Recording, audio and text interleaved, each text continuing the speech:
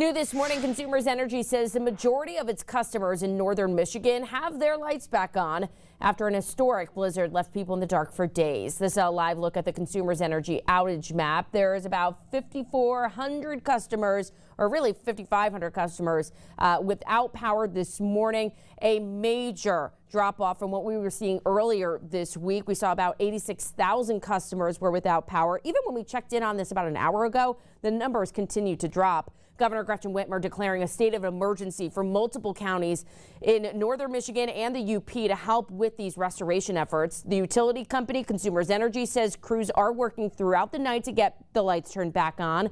On the left-hand side of your screen is a live look over Negaunee Township in the UP near Marquette. And on the right is what they're digging out from. They got about 3 feet of snow from that blizzard.